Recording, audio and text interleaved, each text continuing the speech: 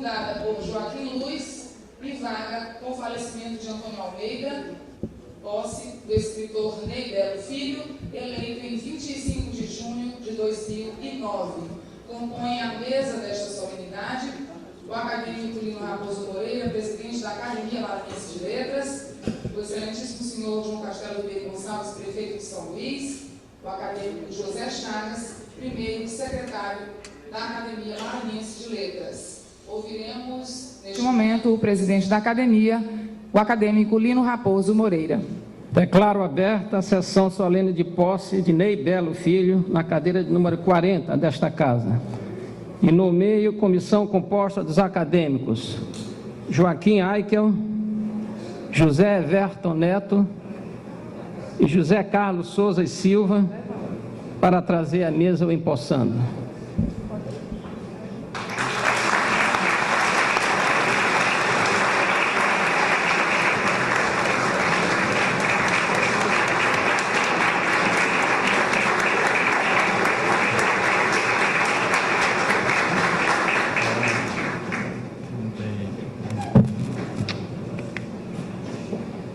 Conceda a palavra ao empossando para o seu discurso.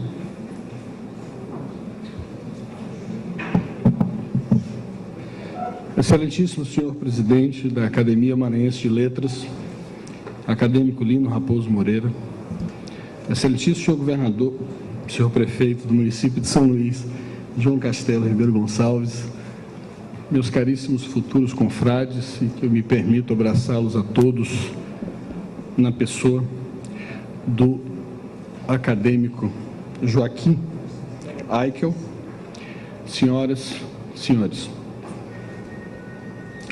Os olhos de minha mãe são castanhos, não são pretos como os meus, e foi o brilho dos olhos dela que me trouxe até aqui. Eu era apenas um menino quando sonhei pela primeira vez com essa chegada. E ainda me sinto como aquele garoto sonhador, que seguia o olhar acastanhado de sua mãe.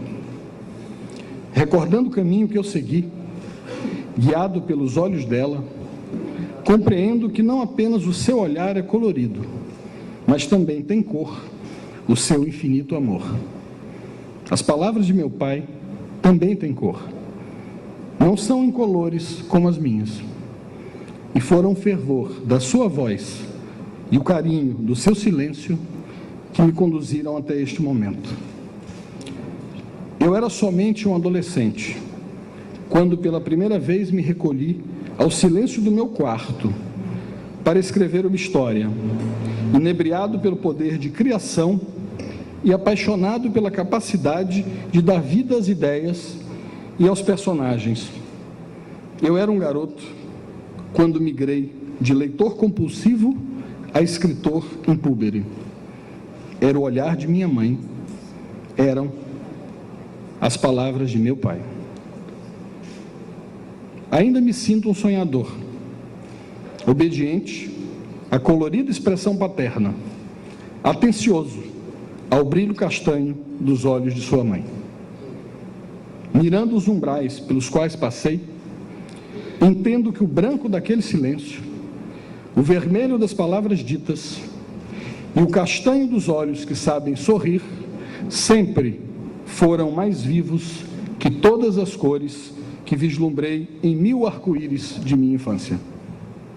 Venho pela voz de meu pai, seguindo o olhar de minha mãe, e por isso não chego sozinho. Nunca estive sozinho. Estou acompanhado de todos aqueles que eu amei nestes meus 40 anos e trago comigo as minhas ideias originais, que são as cores primárias de minha própria existência.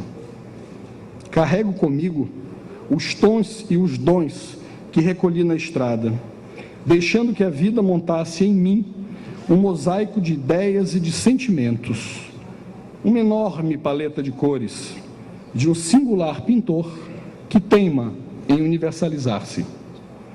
Chego com o amor dos meus e com a certeza de que somos muitos e tentamos fazer de todos nós um só, quando navegamos sempre juntos em quaisquer mares e em quaisquer marés. Sei que o belo que nos une é a nossa colorida e amada pluralidade, e é este amálgama de cores que permite a pintura dos quadros das nossas vidas. Misturamos tons e dons, cores e virtudes, e construímos as telas das nossas existências. Sou apenas uma dessas pequeninas pinturas que os pincéis dos meus puderam criar. Chego repleto do colorido carinho de minha mulher e de meus 3 filhos.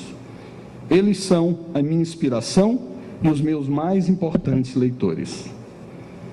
Chego impregnado do amor de minhas 2 irmãs, chego possuidor de outros irmãos, diversos pais e muitas mães que a vida me deu. Primos, cunhados, tios, tias, sogro e sogra, amada família em um universo de felicidade colorida.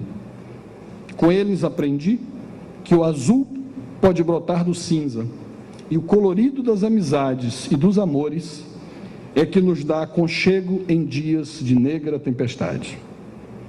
Chego pleno de saudades do meu avô e de minhas avós, e reconheço que suas cores entranharam-se em minha alma, e é por isso que me permito dizer e me permito ser guiado pelo azul dos olhos de Newton Belo e dizer, a plenos pulmões, que o meu destino é também o de ser onça. Deixo-me guiar por todo o senso de unidade de Aldenora Moreira Belo, amando ser elemento de união entre todos nós. Guio-me pela força de Lúcia Parada Martins, permitindo-me ser, ao menos uma vez, delicado como o lilás das flores que ela amava, e forte como o roxo dos cravos dos seus canteiros. Também chego pleno de curiosidade acerca da cor preferida de Nelson Martins, já que as telas da vida não me permitiram conhecê-lo. Eles todos são as melhores partes de mim. E como cores ímpares, eles compuseram a minha plural aquarela, ensinaram-me o poder da universalidade e fizeram de uma criança comum um menino capaz de bater hoje a porta desta casa secular. É assim que me apresento, é assim que chego. Não chego sozinho, nunca estive sozinho.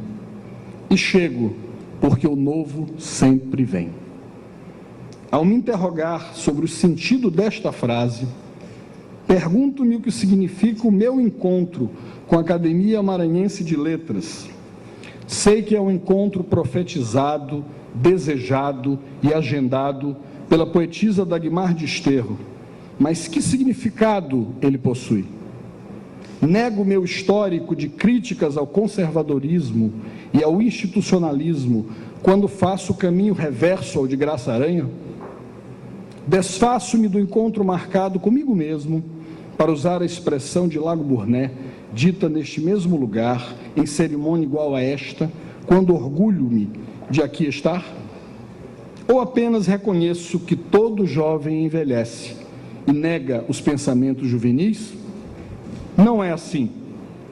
Desejei a academia desde menino, por amar os livros e por amor à literatura.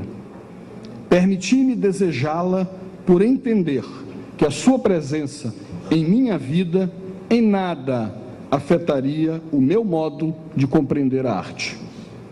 Desejei-a na intenção de me fazer um homem melhor. Continuo sem acreditar nas instituições que não possuem homens de virtudes em suas hostes.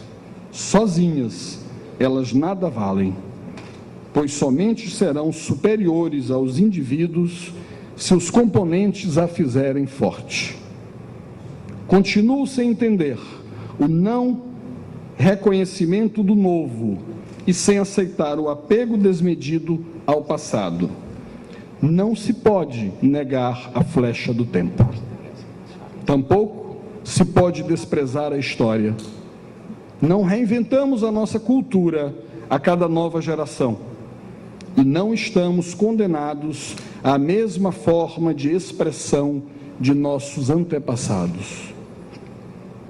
O simbolismo, o arcadismo, o romantismo, o barroco, o naturalismo e até mesmo o modernismo possuem a marca de seus tempos.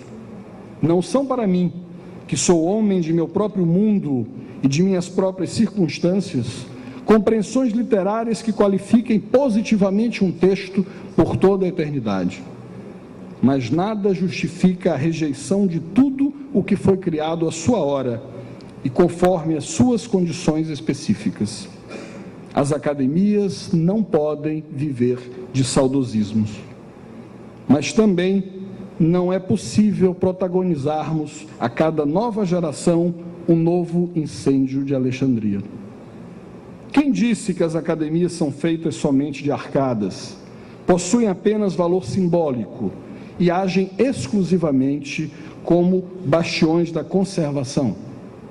Não nego a minha juventude crítica ao chegar até aqui, exatamente porque reconheço que cabem na academia os que são filhos de seu tempo e aqueles que são avessos ao tempo em que vivem. Aqui há espaço para todas as cores e para todos os matizes. Há lugar para todos os tempos literários e para todos os universos artísticos. Não traio o meu mundo crítico por ter comparecido a este encontro. O encontro que marquei comigo mesmo não foi o do crítico juvenil, com o mesmo homem novo, após a derrocada do velho. Também não estou aqui por haver amadurecido e reconhecido os equívocos da juventude. Esperava-me neste momento outro eu, outro leitor, porém o mesmo menino. Um compulsivo devorador de Monteiro Lobato agendou o encontro com um homem maduro, que ao ler, inventa, constrói e cria. Compareço como leitor ideal de Ralph Emerson. Não me furtei a este instante. A ele cheguei, portando Alexander Solzhenitsyn, de braços dados com a poesia de T.S. Eliot, sobraçando William Faulkner, impregnado de Milan Kundera, de alma geminada a Garcia Marques, seduzido por Orhan Pamuk, e sempre, sob o atento olhar de Jorge Luiz Borges. O menino leitor encontra-se hoje com o leitor menino. Não deixei de ser aquele garoto, com cara de onça, guiado pelos olhos de sua mãe. Amadureci, mas não me tornei o oposto de mim mesmo.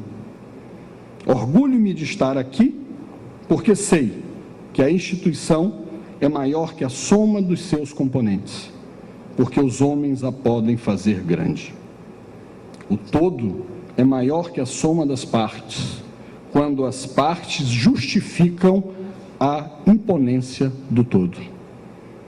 Esta não é uma simples instituição.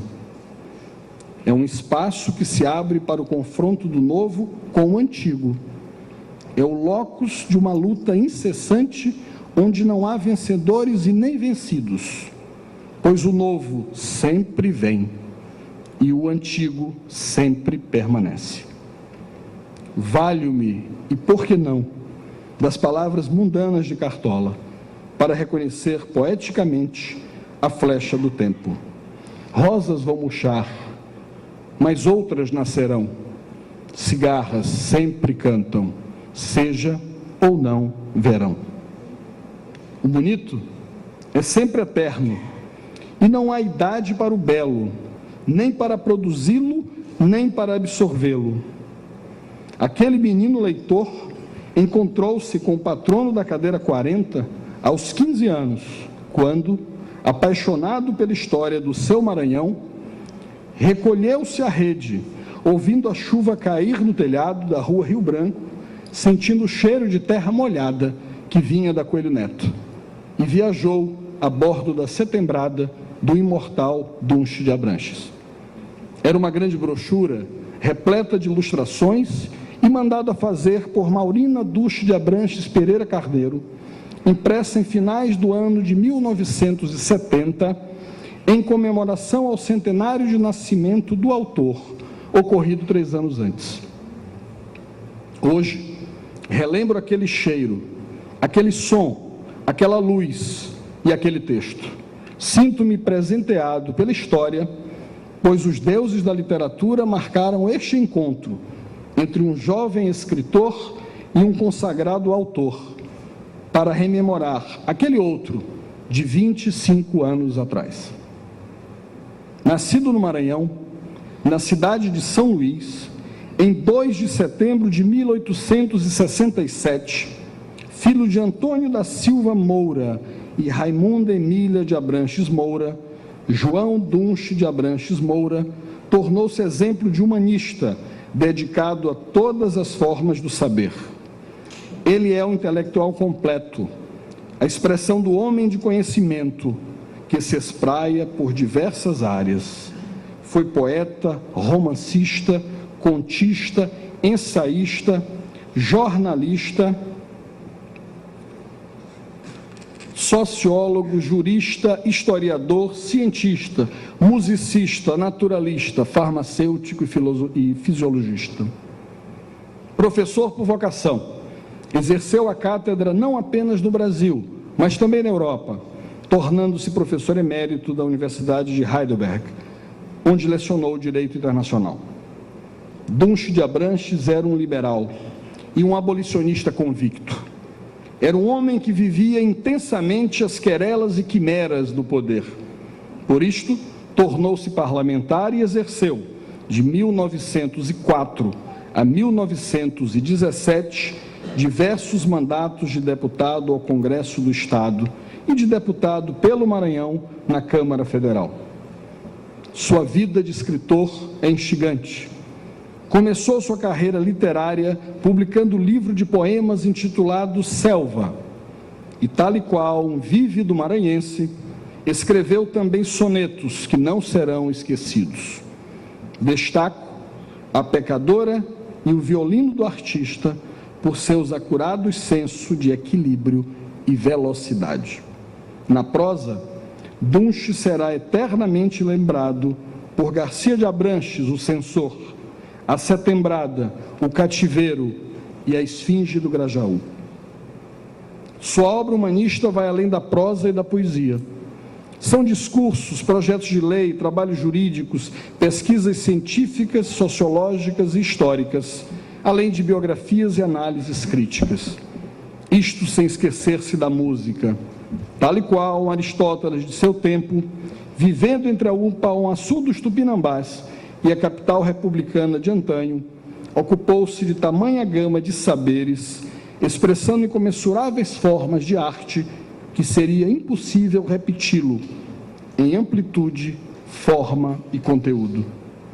Ser liberal lhe permitiu estar à frente de seu tempo, embora cultivando estilos e formas que o definem em alguns momentos como realista, principalmente em seus ensaios e em suas memórias. Em outros, como romântico, como se vê em O Cativeiro e Garcia de Abranches, o Censor.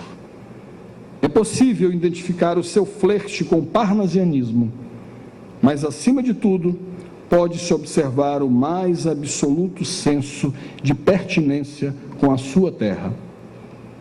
A obra de Dunche de Abranches mostra que ele sempre esteve imune a classificações, acima das limitações dos rótulos e de braços dados com a amplitude do conhecimento. Mesmo mergulhado no classicismo, ele fez o novo e, por isso, também foi moderno. Mas estas preocupações com escolas e correntes literárias são para os críticos. Para o Dr. Abranches, o que verdadeiramente importava era a sua paixão pelo Maranhão, expressada em versos, prosas, músicas e discursos. Amar o seu estado, retratá-lo, romantizá-lo, contá-lo, expô-lo, eram os seus ideais. Não foi por acaso que, ao dizer de seu amor, poetizou em dedicatória no seu livro de estreia que vai ofertado ao Maranhão: a ti que tens em mim o seu filho mais amante. De fato, nas artes do Sr. Dunche, sobressai o amor por esta terra de negros, índios e brancos, entre o Atlântico e o Tocantins, o Parnaíba e o Gurupi. Assim, como no mundo das artes não existem verdades absolutas, na obra de meu patrono nada há de absoluto, exceto sua irretorquível e inarredável paixão pelo Maranhão. Ele é um clássico que também é moderno. Fez muito do novo em tempos passados, superando em conteúdo quase tudo o que hoje se faz. Como nem sempre aquilo que surge é melhor do que aquilo que já está, não é possível dizer da perfeição ou da imperfeição com base em critérios absolutos. Nem sempre o bom e o ruim podem ser justificados sob qualquer teoria. Mas a excelência de Dunche de Abranches justifica-se com arrimo em qualquer escola, a qualquer tempo. O bonito e o feio, o importante e o desimportante podem brotar de textos de todas as épocas. Walt Whitman pode conter a mesma beleza de Federico Garcia Lorca.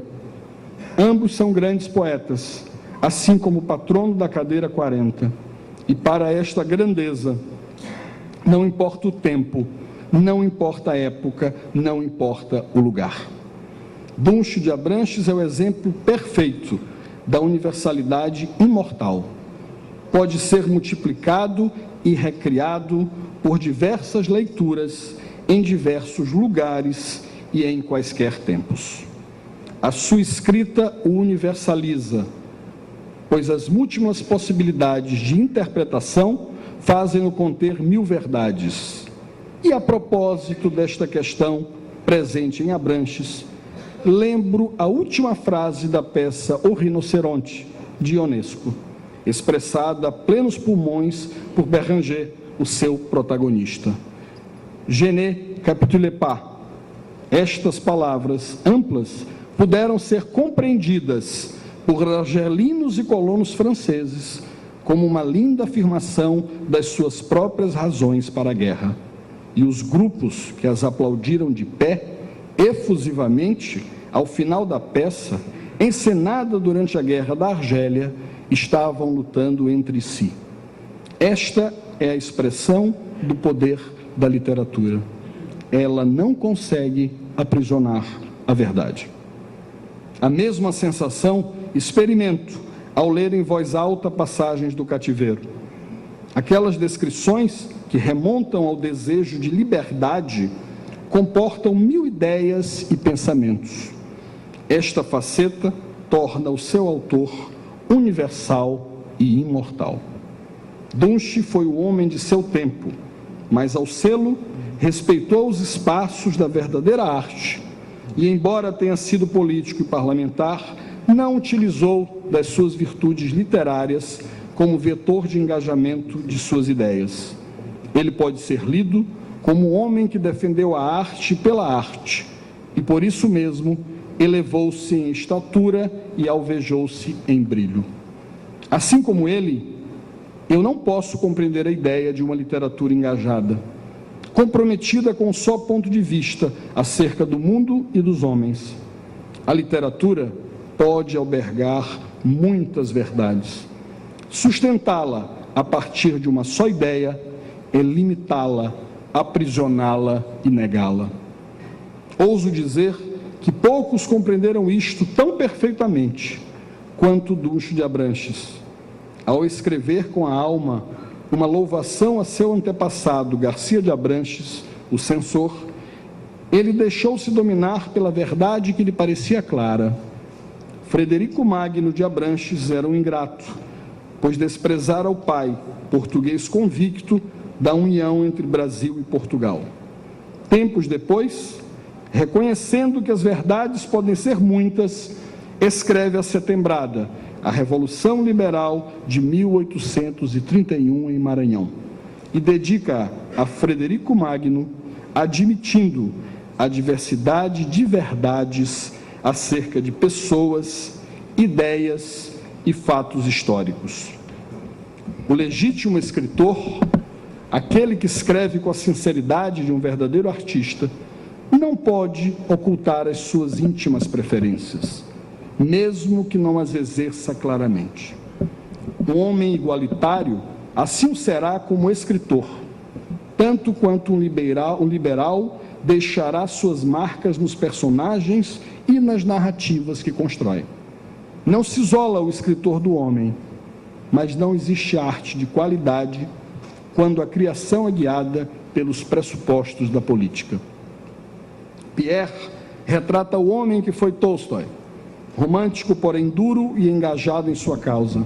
Mathieu nos diz quem era Sartre, existencialista, avesso a rótulos e a controles, engajado nas suas próprias lutas.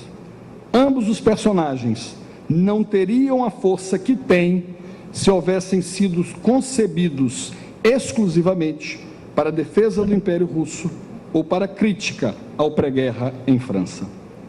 Discordo das palavras de Harold Pinter no seu discurso de recepção do Prêmio Nobel de Literatura.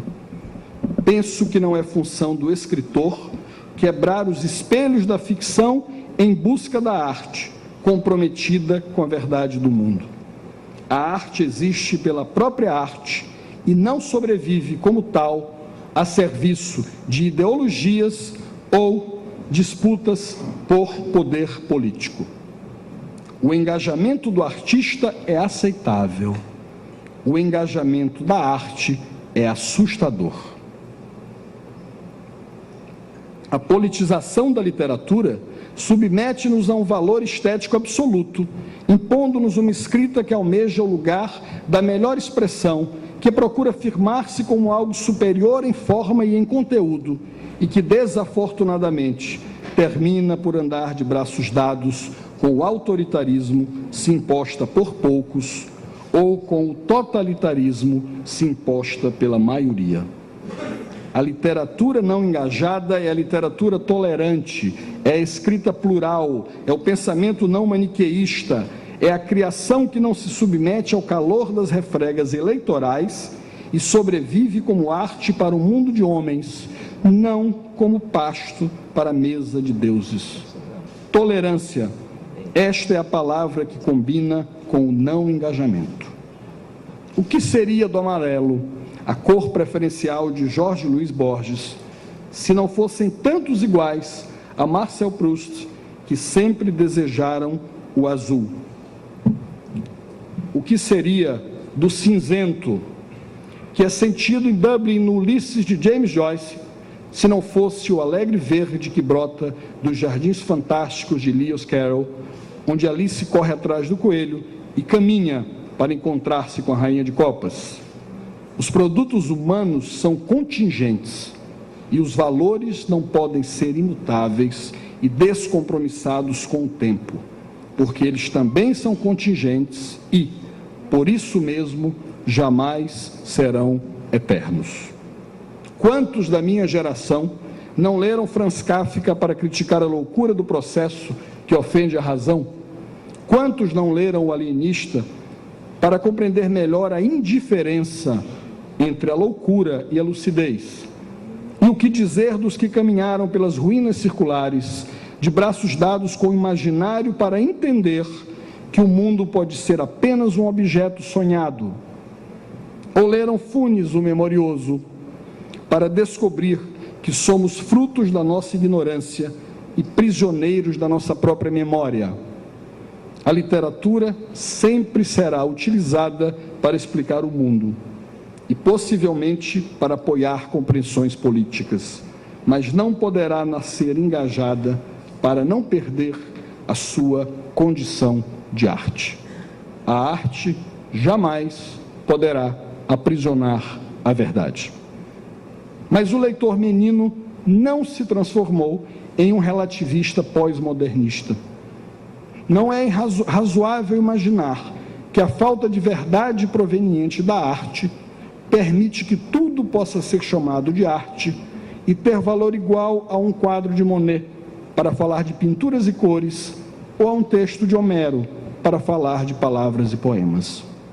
A arte não pode conter a verdade, mas poderá não haver arte na expressão consensual do que seja verdade.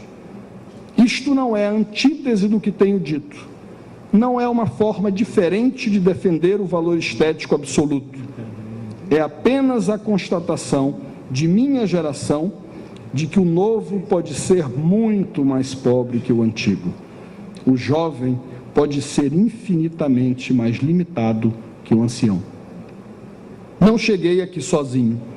Cheguei de braços dados com a geração do pós-modernismo, filha das mentes do modernismo. Somos os netos de Anita Malfatti, Tarsila do Amaral, Oswald de Andrade e Mário de Andrade. Somos os filhos de quem viveu toda a vida sob os auspícios do Make It New. Se a geração dos meus pais ousou fazer o mesmo, preocupada com a sedimentação do antigo, a geração que a sucedeu vive o dilema da rotina do chapeleiro maluco de Lewis Carroll. Estamos todos sempre de braços dados com o irracional, atrelados ao nonsense e ao inexplicável.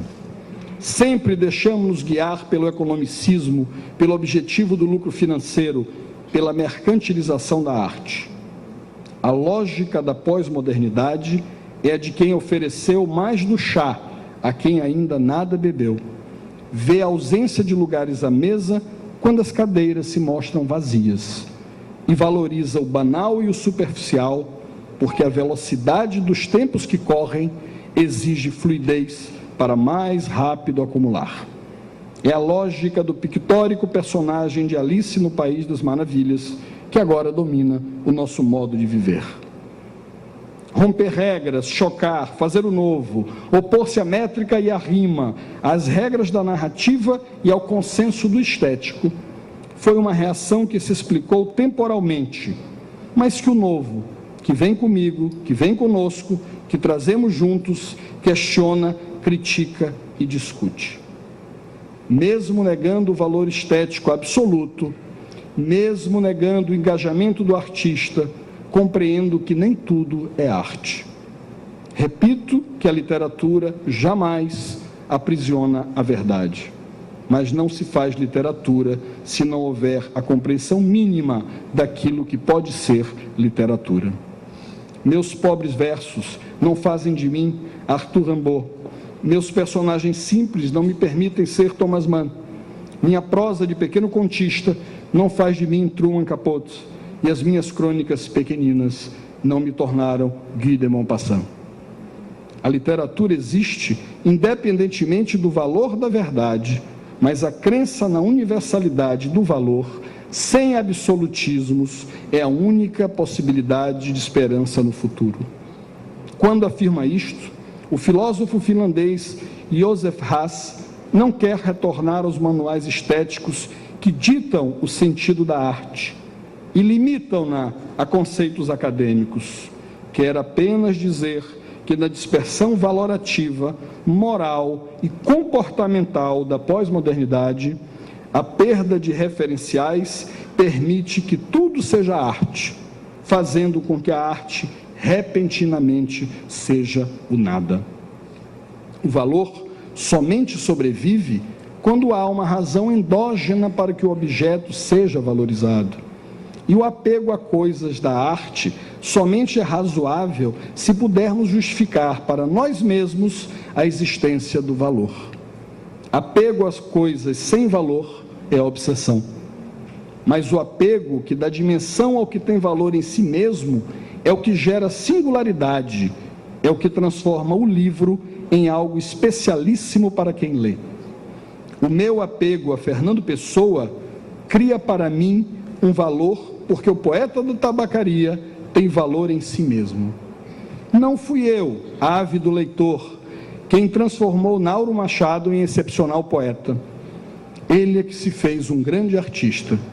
Eu apenas me apeguei à sua poesia de imenso valor e, com isso, valorizei-a para mim.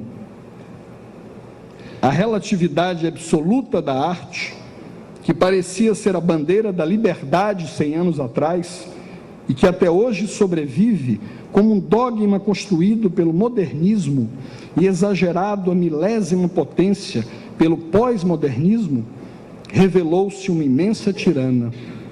Ela permite que os livros, os quadros, as partituras tenham valor artístico pela só razão de existirem, independentemente da literatura, da pintura e da música que possam conter. Não podemos deixar que os críticos ou aqueles que têm poder para serem ouvidos determinem o que é bom e o que é mal. O relativismo pós-moderno é a porta aberta para a tirania de todos, para o reino de ninguém e para a planície do caos. Retorno a Joseph Haas. A história comum é que dá significado aos objetos. Os valores não podem ser absolutos, porque as histórias coletivas nem sempre são as mesmas. E estes apegos fossem completamente únicos, não haveria ideia de progresso na humanidade. É exatamente por isso que nem sempre podemos falar de avanço na linha do tempo quando tratamos de arte. A possibilidade da singularidade se universalizar é que nos permite acreditar no futuro. A pluralidade de objetos singulares, com histórias muito próprias, é que possibilita o mosaico de expressões artísticas. Algumas se tornam universais quando conectam com parcelas da história coletiva do mundo. Outras permanecem singulares quando não se acoplam à comunicação universal. Esse é o tempo em que vivo. Esta é a posição da arte que posso sentir. E os tempos pós-modernos são cruéis. O mundo não entende mais as perguntas de Oliver Twist, nem as certezas do Capitão Nemo. Enquanto isso, a voz do chapeleiro maluco, para quem tudo no mundo tem um valor e um preço, ecoa através dos jornais e das televisões. As regras do chá dos loucos são as mesmas do mundo que construímos. Estamos sufocados pelo banal artístico. O dogma modernista da relatividade evoluiu para a superficialidade da literatura e o mercado o absorveu. Como lembra Augusto Manguel, nos dias de hoje, o banal e o superficial tornaram-se qualidades, pois agregam valor econômico à arte. Mas o tempo de minha geração não se caracteriza apenas por suas inglórias. Vivemos também o tempo de quem tem acesso a todos os objetos de desejo, mesmo que não possamos tomar decisões com base no que conhecemos. Estes são os tempos de quem pode saber o que quiser, e neste aspecto são tempos livres, mesmo que sejam tempos de risco, de medo, de incerteza e de solidão. Tempos de conjugar o universal com o local. Dizem de nós que somos a geração da globalização.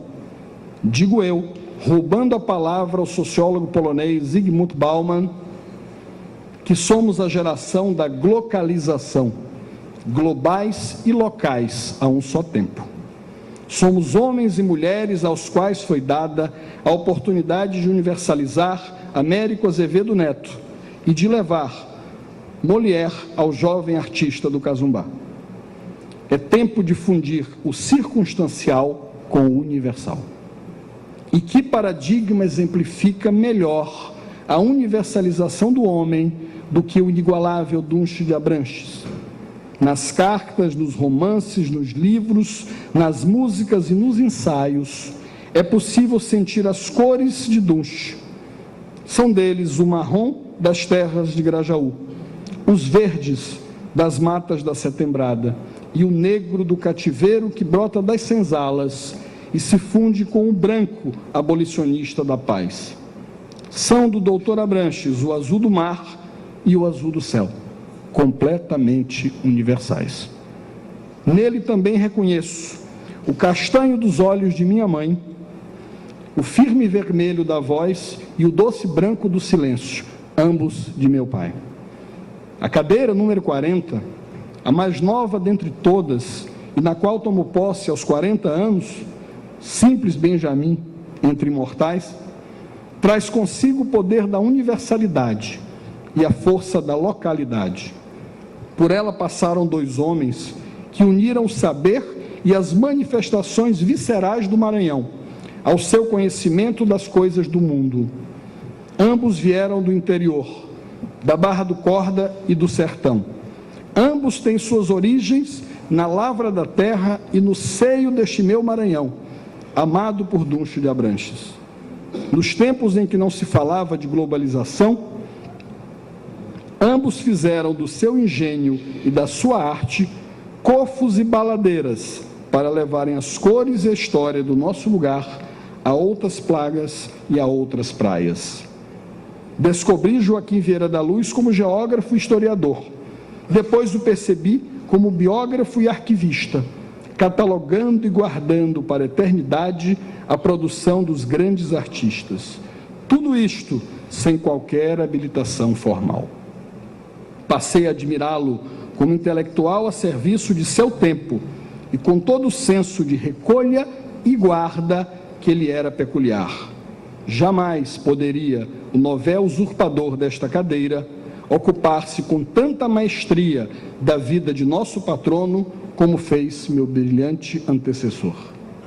Nascido em 17 de dezembro de 1893, na Fazenda São Pedro, em São José dos Matões, hoje Parnarama, filho de Antônio Vieira da Luz e Liberata de Moura Castro Luz, era filho de lavradores e sequer concluiu a escola primária.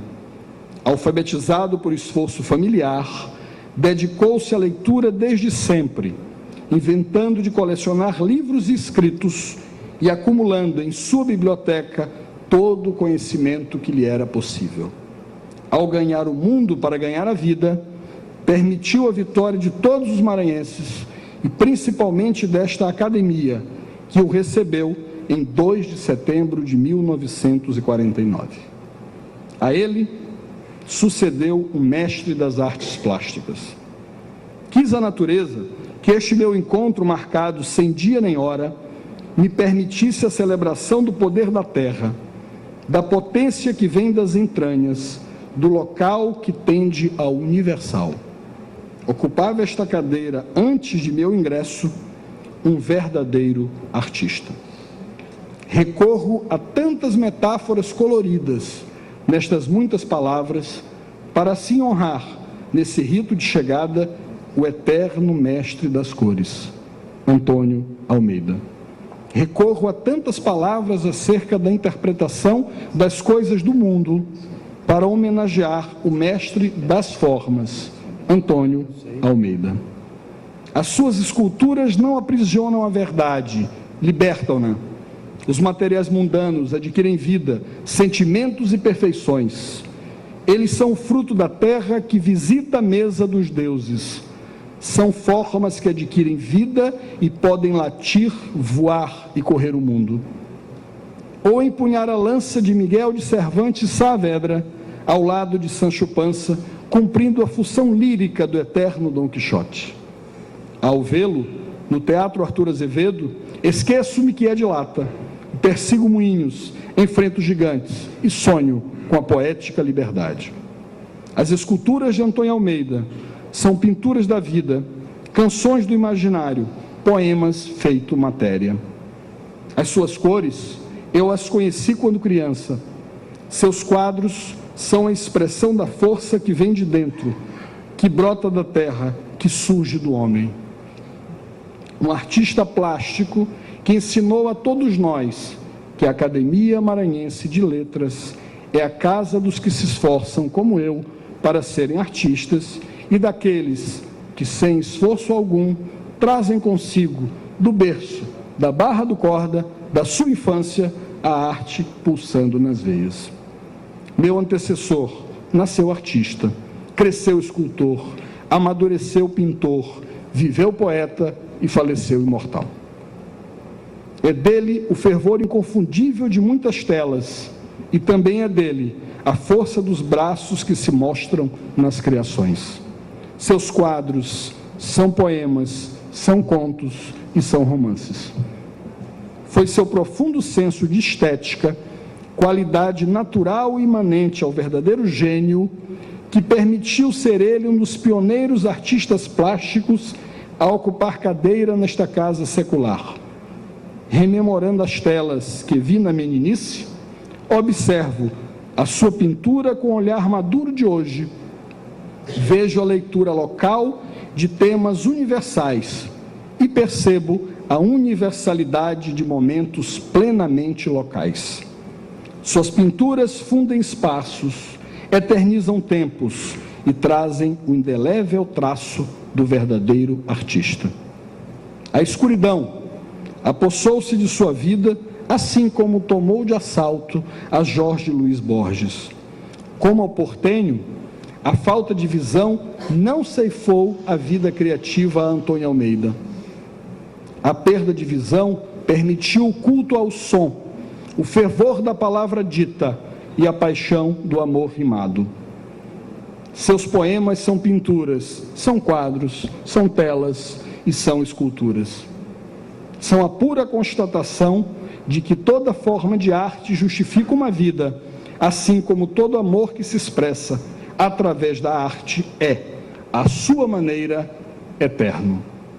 Nascido em 22 de maio de 1922, Antônio Almeida honrou as artes, honrou esta academia e honrou o Maranhão. Reconheço que ele foi o eterno mestre das artes e sei que sucedo a um virtuoso. Estou aqui, me sentindo consequência do menino leitor e já transformado em leitor menino.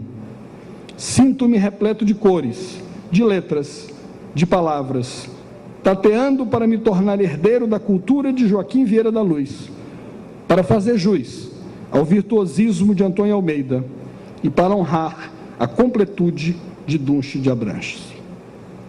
É hora de reconhecer que já é tarde e que devo obedecer à advertência de Ítalo Calvino. A velocidade e a leveza são boas conselheiras para quem escreve. Mas não posso desdizer Humberto Eco, quando lembra que o dever da velocidade não pode negar os prazeres da demora. Preciso demorar-me mais um pouco para dar-me o prazer de reconhecer uma inigualável dádiva, o olhar e o sorriso de minha mãe, as palavras e o silêncio de meu pai. É guiado por eles que me apresento à academia. Senhores acadêmicos, para justificar a petulância de um leitor menino que lhes bate à porta, utilizo-me de uma leitura livre da poesia de Michel de Montaigne. Aqui estou, porque ele era meu pai. Aqui estou, porque ela era minha mãe. Tomo de empréstimo a fábula O Lobo e o Cordeiro, de Caio Júlio Fedros.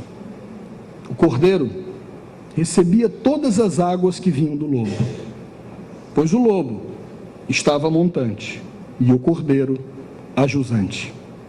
Acima do ponto onde eu estou, na margem do rio de minha vida, sempre estiveram meu pai e minha mãe.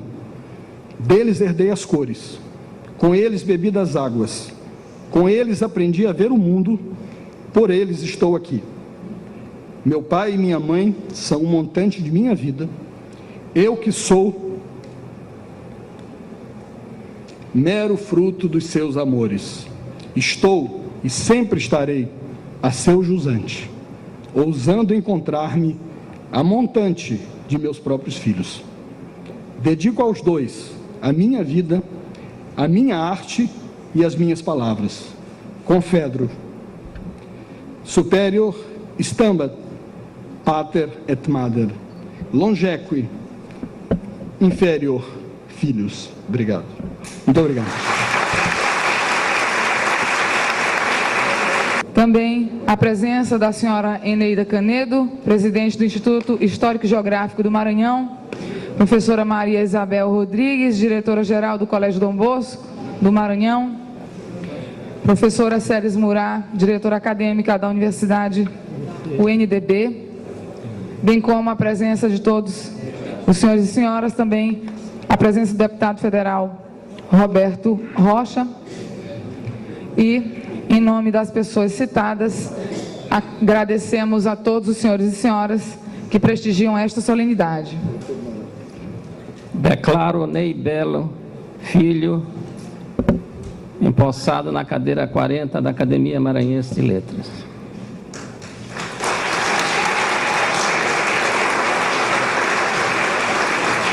O acadêmico Lino Moreira fará, neste momento, a posição das insígnias acadêmicas.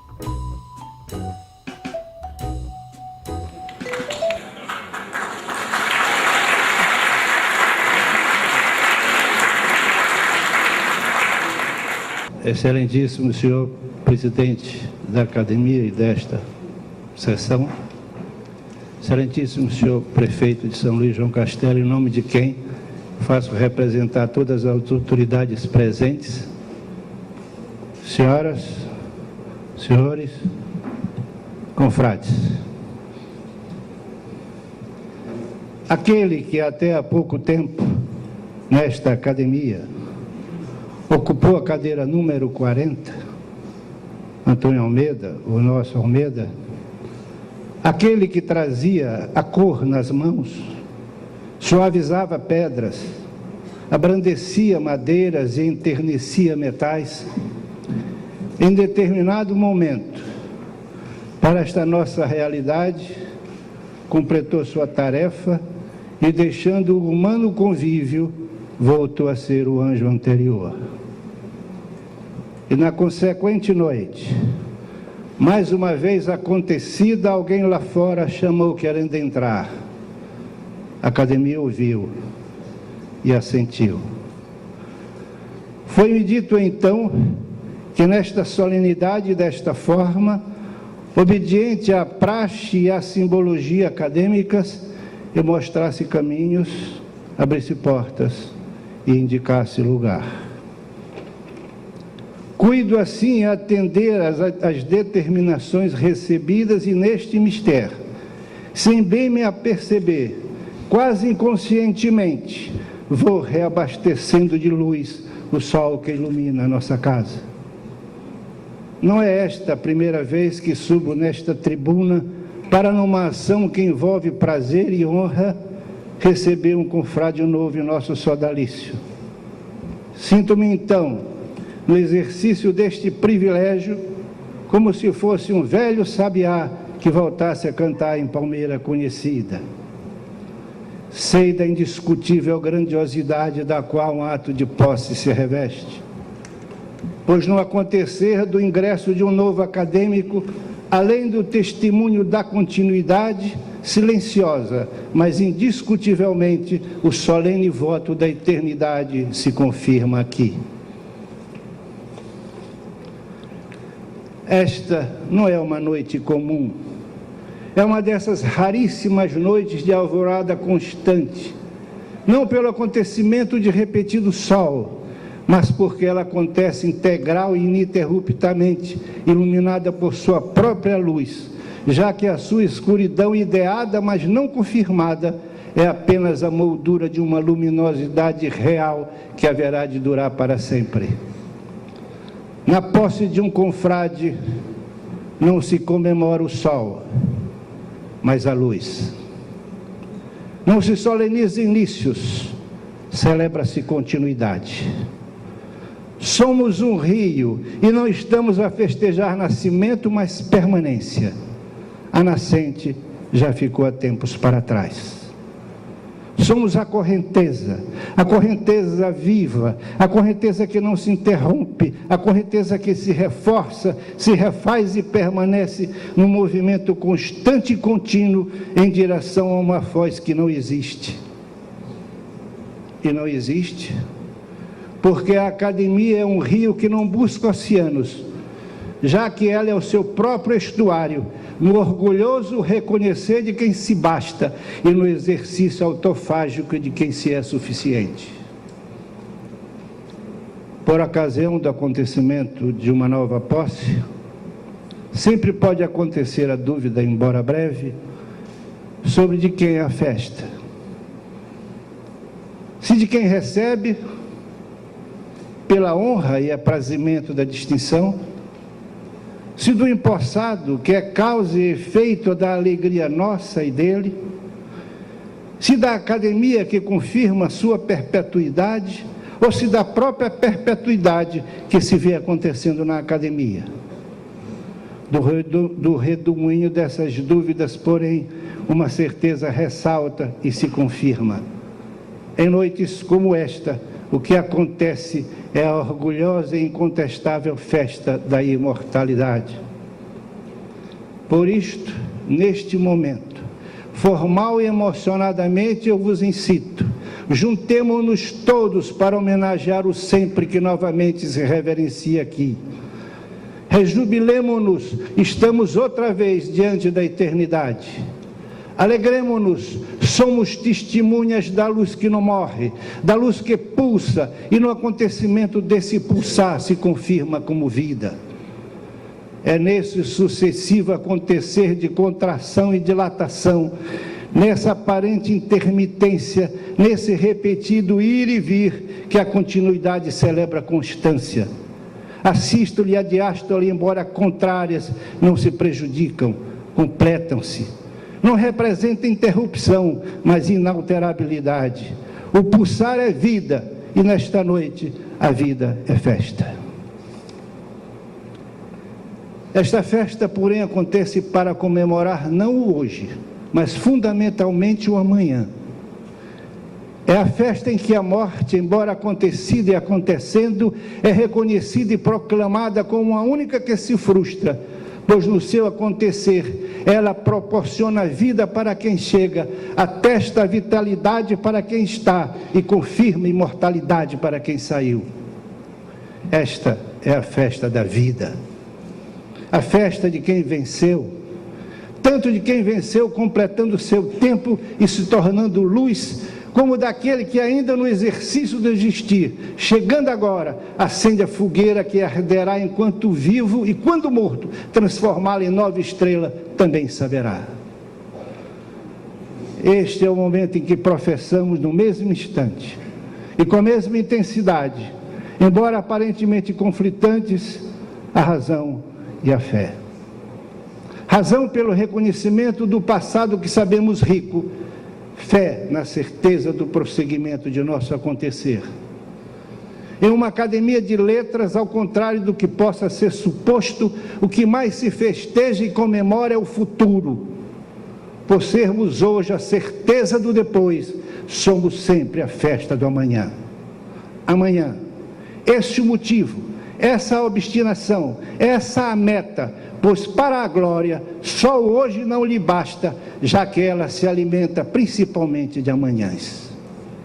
Passado, sim, passado, mas não lamentemos o pretérito, nem choremos os mortos. Eles foram necessários para nosso acontecimento. Indulgentes e generosos plantaram pomares sem a preocupação de para quem o fruto nasceria.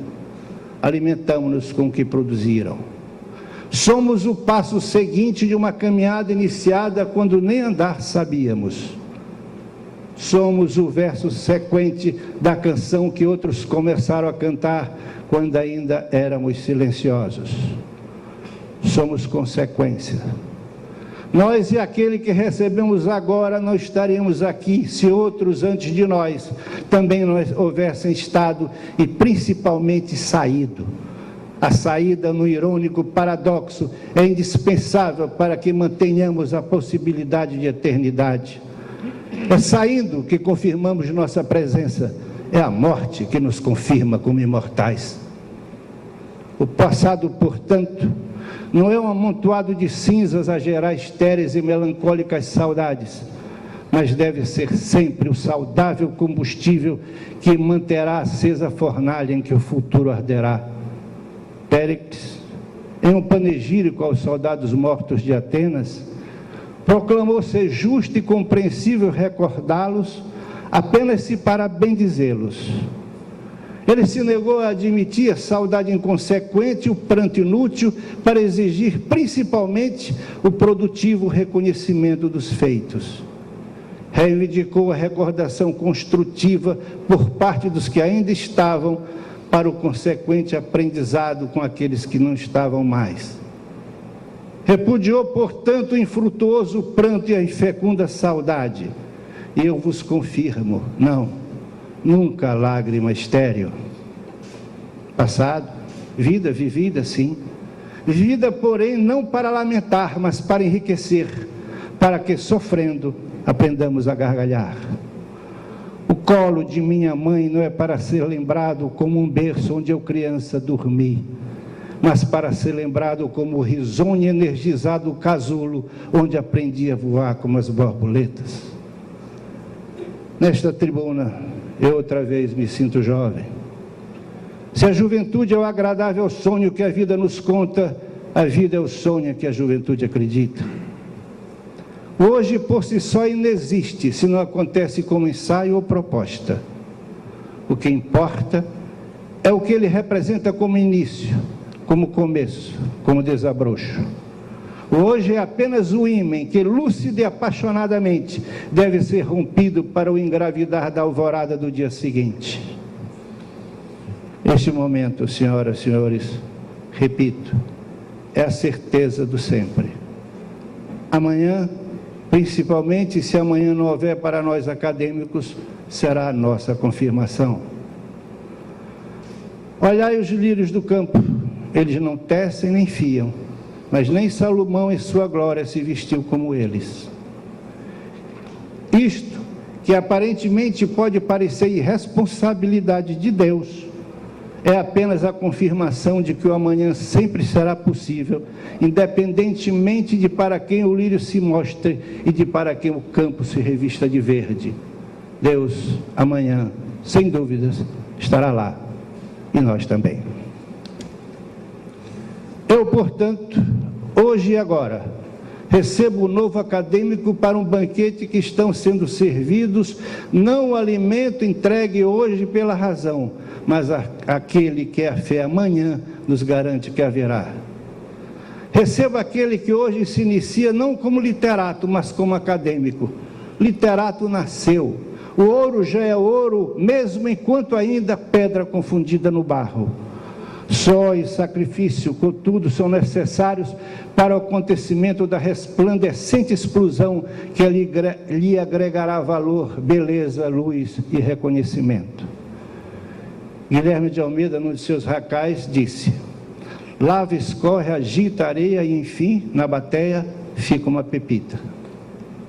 E assim, autotrabalhado e já reconhecido nesta noite, nesta festa, como nós outros antes agregamos, aquele que agora se inicia também agrega seu ânimo e seus valores aos valores e ânimos que encontrou aqui.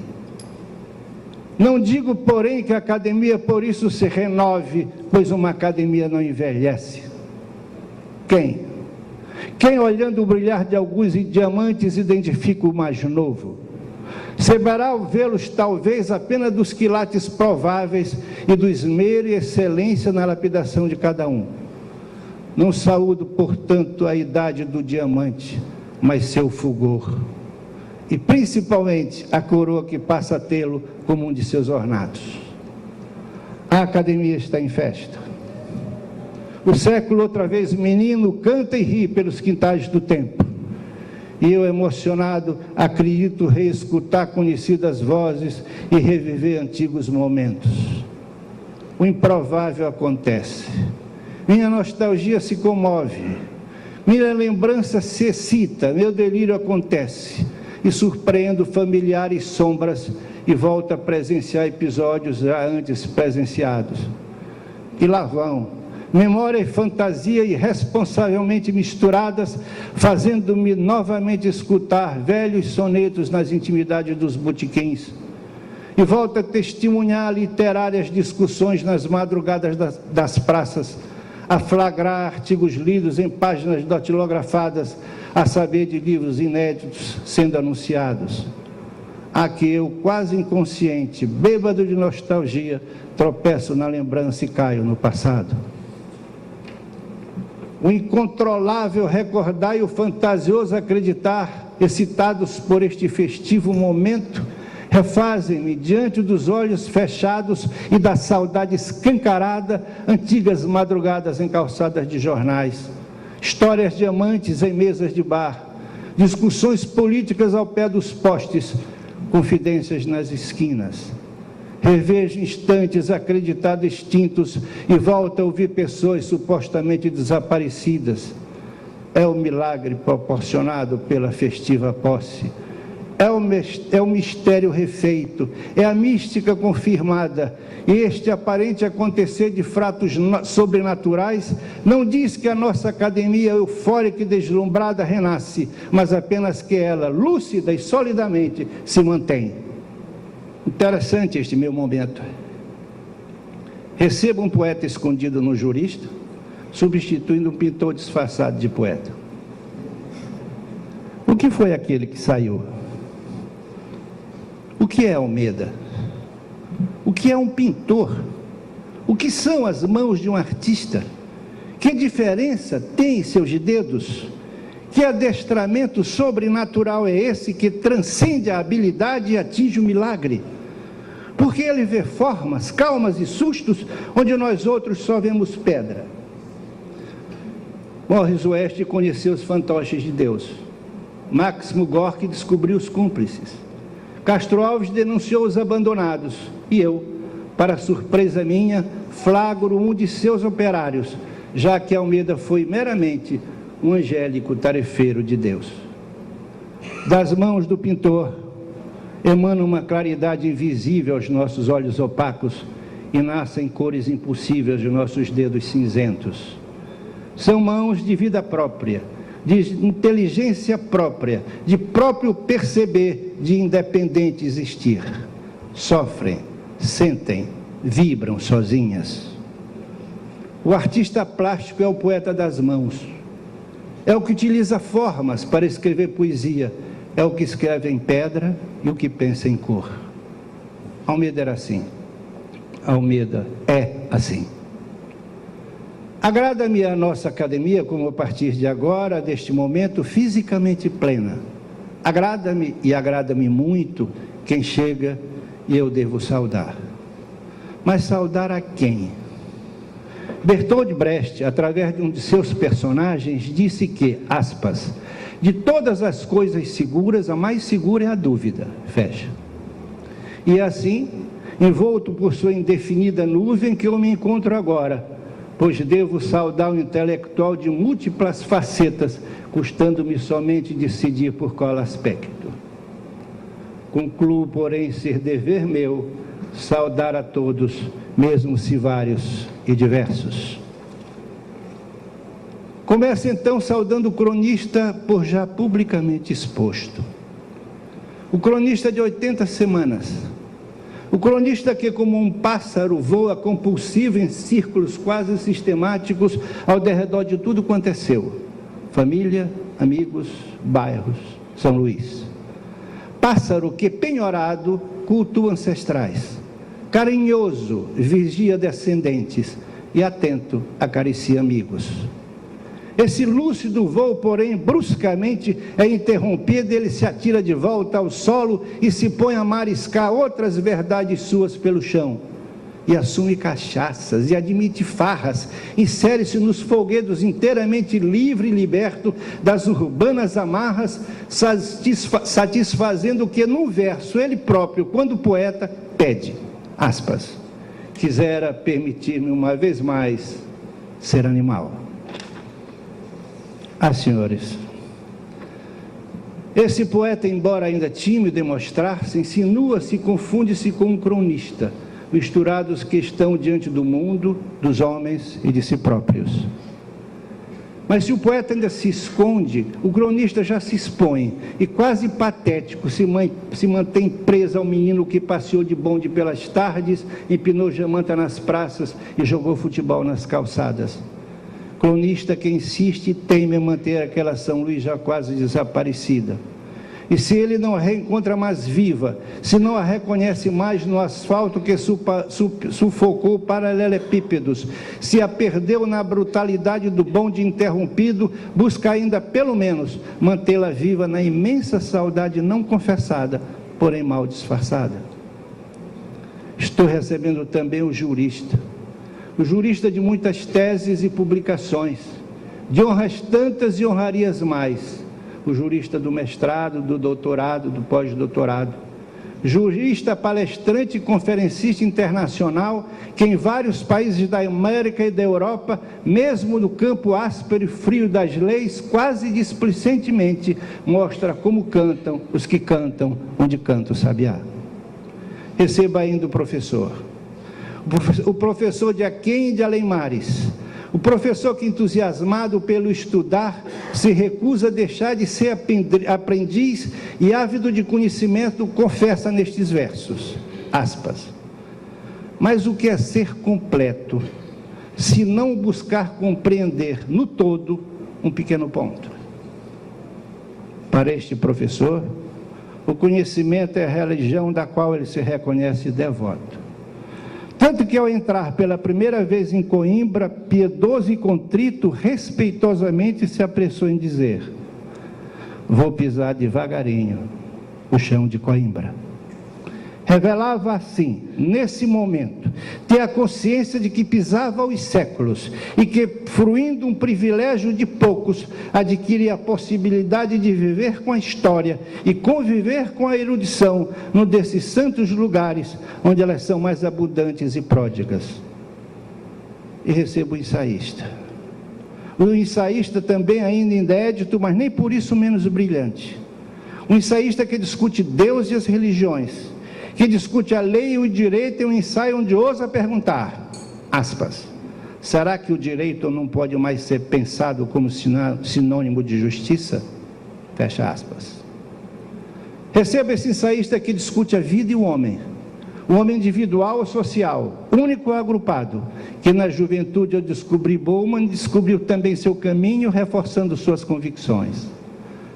Um ensaísta que no seu humanismo assumido e praticado, ao discutir a sociedade e o homem contemporâneo, não se furta à crítica e corajosamente admite a social postura humana como a grande leviandade e impostura da urbanidade. Em outros momentos, como um Sartre incendiado, reclama de normas, se opõe às praxes e lamenta a individualidade ameaçada. Há que esse homem civil, quando imposto ao homem natural, o faz de um modo que o poeta, quase triste, reconhece como brutal e custa admitir.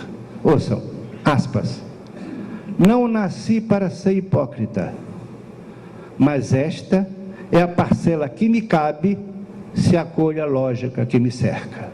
Fecha aspas. Recebo também um poeta. O poeta que a maioria ainda desconhece, mas que eu, por carinhoso privilégio, tenho o prazer de conhecer. O poeta que, como todo poeta, é indiscreto e às vezes inoportuno, como já aqui mesmo neste discurso foi demonstrado. Revela sentimentos e segredos a então cuidadosamente encobertos. De Aloysio Azevedo, quando lançou O Mulato, foi dito na imprensa sulista, romancista ao norte.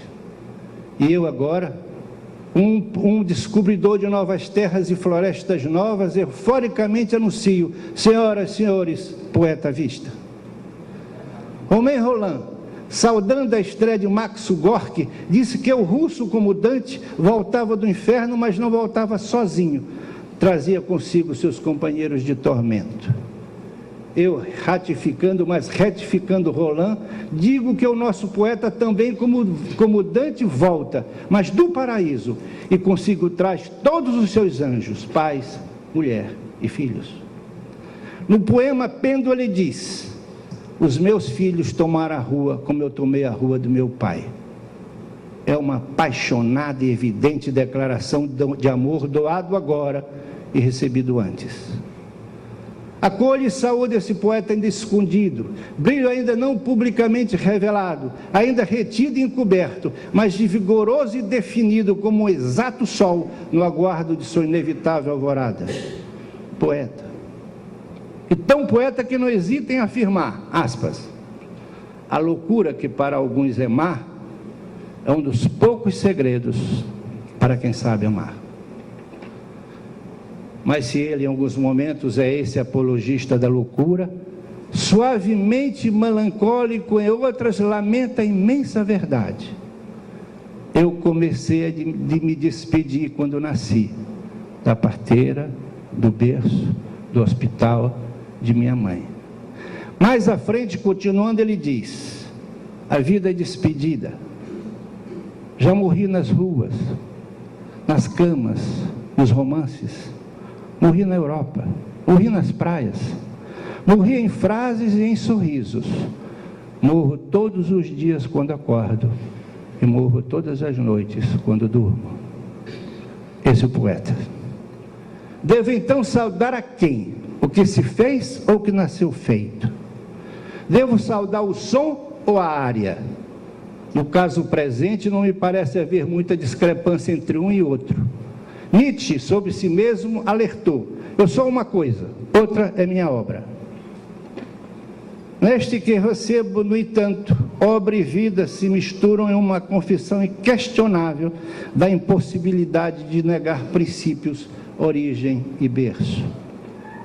E diante de tantas e tão diversas facetas, concluo que devo receber e saudar o intelectual completo, consciente e lúcido, o intelectual que como um besouro perdulário esparge coloridos pólenes pelos canteiros da literatura.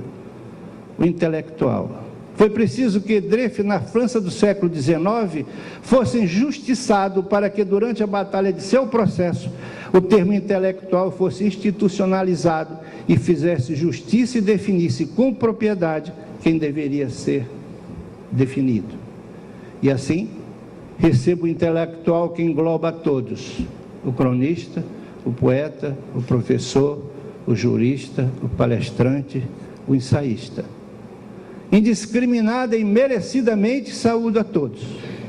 Shakespeare, pela voz de Julieta, lembra a inutilidade dos títulos e afirma: o que chamamos rosa, sobre uma outra designação, teria igual perfume.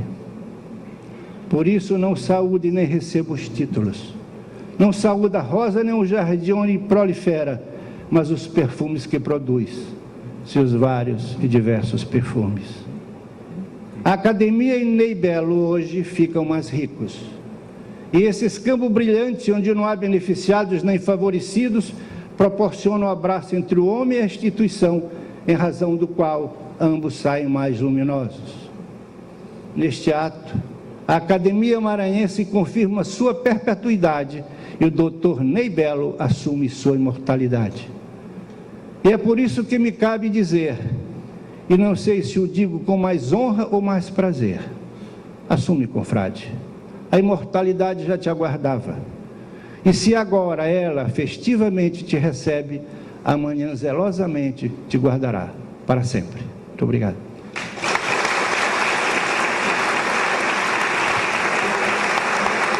Ouviremos neste momento a leitura do termo de posse pelo acadêmico José Chagas.